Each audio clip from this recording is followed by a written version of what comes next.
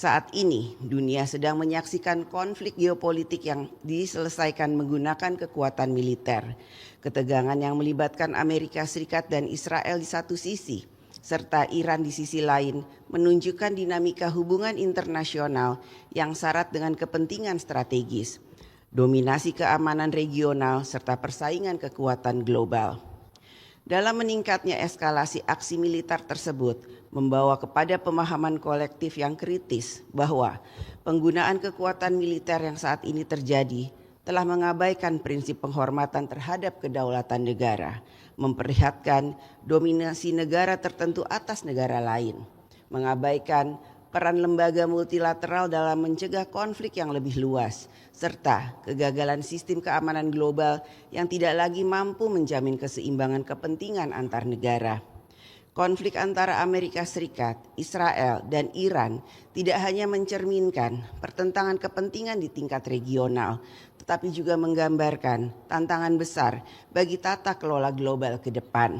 Situasi ini menegaskan kembali pentingnya penguatan hukum internasional, peran lembaga internasional dalam menjaga perdamaian, keadilan, stabilitas dunia, serta hak negara dalam mempertahankan kedaulatannya.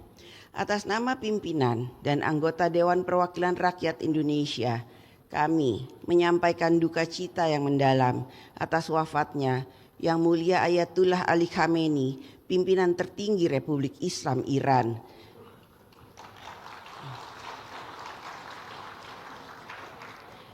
yang gugur dalam serangan militer Israel dan Amerika Serikat terhadap wilayah Iran pada tanggal 28 Februari 2026. Indonesia sebagai negara yang menjunjung tinggi prinsip kemerdekaan, perdamaian abadi, dan keadilan sosial menyampaikan simpati yang mendalam kepada seluruh rakyat Iran yang tengah menghadapi masa sulit ini. DPR RI mendukung setiap upaya dan inisiatif diplomasi, baik yang dilakukan secara bilateral, regional, maupun multilateral, untuk mendorong seluruh pihak dapat menahan diri dan menghindari eskalasi konflik yang lebih luas, mengedepankan penghormatan terhadap kedaulatan negara, serta menyelesaikan sengketa secara damai. DPR RI mendesak Perserikatan Bangsa-Bangsa untuk mengambil peran serta bertindak dalam menjaga penghormatan terhadap hukum internasional, perlindungan terhadap masyarakat sipil, serta komitmen bersama menjaga perdamaian dan stabilitas global. DPR RI juga menegaskan bahwa pemerintah Republik Indonesia harus terus menjalankan politik luar negeri bebas aktif dalam menjaga kepentingan nasional secara bijaksana, konsisten, dan konstruktif dalam merespon dinamika geopolitik global yang berkembang.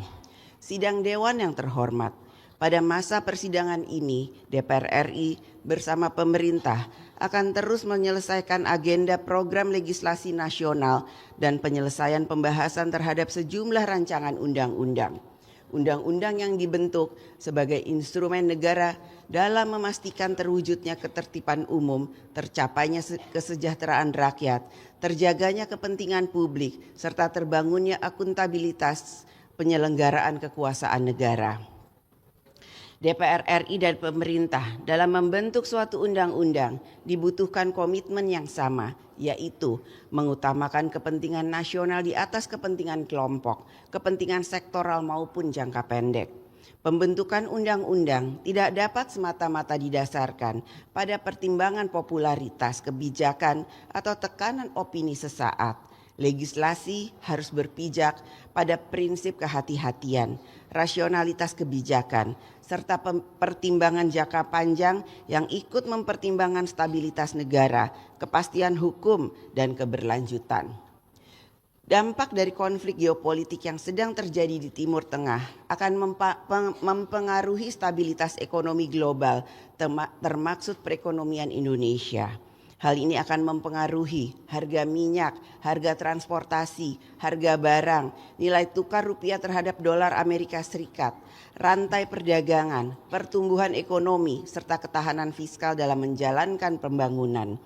Dalam situasi perekonomian tersebut dan pada saat yang sama, rakyat masih harus terus menaruh harapan besar agar negara hadir dalam menciptakan lapangan kerja, meningkatkan penghasilan rakyat, meningkatkan akses rakyat untuk mendapatkan pelayanan pendidikan dan kesehatan, serta memperkuat ekonomi kerakyatan. Dalam konteks tersebut, maka DPR RI akan memastikan bahwa kemampuan fiskal APBN tahun anggaran 2026 tetap dapat menjaga dan mempertahankan derajat kehidupan rakyat, kesejahteraan rakyat tidak turun kelas. Oleh karena itu, politik anggaran pemerintah harus dapat menjaga ketahanan fiskal yang dapat memastikan bahwa rakyat tetap mendapatkan jalan menuju kesejahteraannya, mendapat pekerjaan, penghasilannya meningkat, mendapatkan pelayanan umum yang berkualitas, merasa aman dan tentram. Sidang Dewan yang terhormat, fungsi pengawasan DPR RI akan diarahkan untuk meningkatkan kinerja pemerintah, menjalankan undang-undang dan pembangunan nasional. Berbagai isu strategis yang menjadi perhatian masyarakat dan penting menjadi perhatian pemerintah untuk menyelesaikannya antara lain: 1. Perlindungan data masyarakat dalam perjanjian transfer data Republik Indonesia dan Amerika Serikat. 2. Evaluasi kinerja aparat penegak hukum. 3. Pasokan, distribusi dan stabilitas harga pangan menjelang Idul Fitri. 4. Kesiapan transportasi lebaran terkait dengan ketersediaan bahan bakar, keterjangkauan harga moda transportasi dan infrastruktur. 5. Penyelenggaraan Koperasi Merah Putih. 6. Mitigasi penyelenggaraan umroh akibat situasi geopolitik di Timur Tengah. 7. Evaluasi program beasiswa Lembaga Pengelola Pendidikan atau LPDP. 8. Rehabilitasi dan rekonstruksi daerah pasca bencana. 9. Akses bantuan hukum bagi masyarakat miskin. Dan 10. Penguatan pengamanan perbatasan guna mencegah kejahatan transnasional dan tindak pidana perdagangan orang atau TPPO. Keseriusan pemerintah dalam menindaklanjuti rekomendasi DPR RI atas berbagai permasalahan tersebut merupakan bentuk akuntabilitas konstitusional dalam hubungan kelembagaan antara legislatif dan eksekutif. Sidang Dewan yang terhormat, pada situasi ketidakpastian global saat ini, maka DPR RI akan terus memperkuat diplomasi parlemen melalui kerjasama antar parlemen, termasuk dengan menerima delegasi parlemen dari negara sahabat. Di tengah meningkatnya ketegangan geopolitik global, khususnya konflik Amerika Serikat, Israel dan Iran, DPR RI menegaskan pentingnya deeskalasi dan penyelesaian konflik melalui dialog, diplomasi serta penghormatan terhadap hukum internasional dan perlindungan kemanusiaan. AIPA Caucus 2026 yang akan diselenggarakan di Indonesia dapat menjadi momentum dalam memperkuat peran diplomasi Parlemen Indonesia untuk mendorong solidaritas kawasan dan menjaga stabilitas regional. DPR RI akan terus mengambil peran dalam ikut memperkuat kebijakan politik luar negeri Indonesia untuk mendorong perdamaian dunia, tata dunia yang lebih adil bagi semua, sejalan dengan prinsip politik luar negeri bebas aktif. Sidang Dewan yang terhormat, tibalah saatnya kita memasuki masa persidangan untuk menjalankan fungsi konstitusional dalam mewujudkan kesejahteraan rakyat. Dengan mengucapkan Bismillahirrohmanirrohim atas nama pimpinan DPR RI, dengan ini saya mengumumkan kepada seluruh rakyat Indonesia bahwa masa sidang 4 tahun sidang 2025-2026 dimulai sejak hari Selasa tanggal 10 Maret 2026 sampai dengan tanggal 21 April 2026. Kepada anggota DPR yang terhormat, kami menyampaikan selamat bekerja memperjuangkan kesejahteraan rakyat. Mari kita jalankan fungsi kedaulatan ini dengan penuh amanah dan sebaik-baiknya. Semoga Allah Subhanahu wa Ta'ala, Tuhan yang Maha Esa, memberikan rahmat dan bimbingannya kepada kita semua. Terima kasih. Wassalamualaikum warahmatullahi wabarakatuh. Om Santi, Santi, Santi, Om. Mbak Puan, saya nanya dari CNN buat Mbak Puan dan Kang Saan, ini terkait dampak konflik Iran. Ini kan beberapa dampaknya, salah satunya harga minyak dunia ini mulai naik sekitar 25%, kemudian juga harga dolar juga harga rupiah juga menembus harga tertinggi yaitu 17.000. Bagaimana tanggapan dari DPR sendiri? Kami sudah meminta kepada pemerintah baik secara langsung atau tidak langsung untuk memitigasi hal ini. Dan hari ini DPR sudah memulai masuk atau memulai sidang. Tentu saja nantinya di komisi yang terkait akan meminta kepada mitra-mitranya atau kepada pemerintah untuk memitigasi hal tersebut sehingga APBN 2026 nantinya bisa menyesuaikan dengan situasi global yang sedang terjadi pada saat ini. Mbak Puan, Andi dari Kata Data mau tanya soal strategi ratifikasi DPR dalam Agreement of Reciprocal Tariff Indonesia sama Amerika Serikat. Itu bakal bisa tahun ini atau enggak ratifikasinya atau gimana? Sama kan sekarang tadi lanjutin Mbak CNN, harga Brent sama WTI udah sempat tembus $120.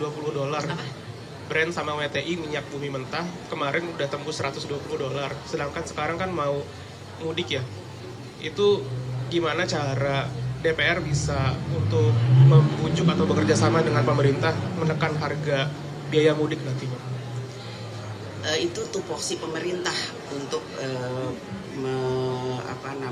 menyiasati terkait dengan standar atau biaya mudik. Namun yang pasti kami akan meminta segala sesuatu kebijakan yang akan dilaksanakan oleh pemerintah jangan sampai kemudian membebani atau memberatkan rakyat. Makanya salah satu poin yang tadi saya sampaikan dalam pidato saya yaitu terkait dengan kondisi menjelang Idul Fitri.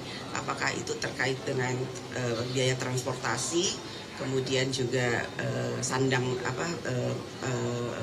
sembako, kemudian juga hal-hal lain yang terkait dengan masalah-masalah menjelang Idul Fitri jangan sampai kemudian membebani atau memberatkan masyarakat, karena itu memang tupoksinya masyarakat, tupoksinya pemerintah. DPR tugasnya adalah mengawasi, namun dalam waktu yang masih ada 2 minggu ini di menjelang Lebaran tentu saja kami akan meminta pemerintah untuk bisa melakukan semua mitigasi, antisipasi hal-hal yang terbaik untuk dilakukan. Jangan sampai menjelang Lebaran ada hal-hal yang tidak diantisipasi dan memitigasi sehingga membebani dan memberatkan masyarakat, apakah itu transportasi, masalah pangan dan lain sebagainya.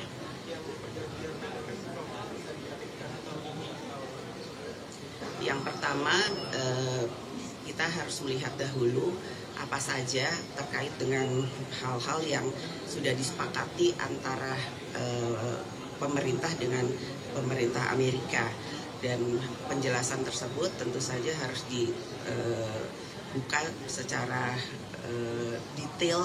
Dan tentu saja apakah itu resiprokal atau tidak, saya tidak tahu karena kita juga belum dapat penjelasannya secara detail dari kementerian terkait. Namun yang saya bisa pahami sudah dilakukan perundingan yang terbaik antara Presiden Republik Indonesia dengan Presiden Amerika, dan tentu saja kami berharap tarif terbaik dan yang paling sama-sama menguntungkan di antara dua belah negara. Ya. Izin, saya Tria dari Kompas.com, izin minta tanggapan dari pimpinan DPR terkait dengan kembali terjadinya OTT kepala daerah.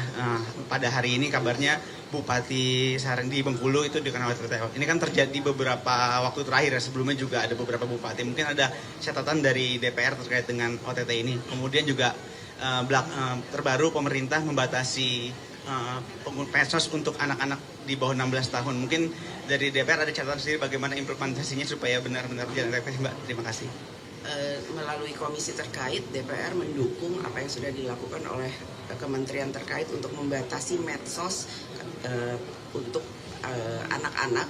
Saat ini baru untuk umur 16, tentu saja ke depannya kami berharap juga bisa dibatasi untuk umur-umur yang lain, karena itu juga sudah dilakukan oleh negara-negara yang lain. Karena saat ini kebebasan medsos yang terlalu kebablasan tentu saja untuk anak-anak mungkin kurang baik juga bagi anak-anak, jadi hal itu harus dievaluasi kembali. Dan apa lagi tadi? Oh ya, kita harus sama-sama evaluasi antara DPR dengan pemerintah terkait dengan hal tersebut. Apakah kemudian mungkin biaya politik terlalu mahal, atau kemudian bagaimana kemudian memberikan pendidikan akuntabilitas kepada seluruh kepala daerah, juga bagaimana kemudian memberikan kesadaran kepada seluruh kepala daerah bahwa ya akuntabilitas itu penting, bukan hanya untuk pengawasan akuntabilitas, tapi bagaimana kesadaran untuk sama-sama saling menjaga. Jadi memang harus evaluasi ke semua lini terkait dengan hal tersebut.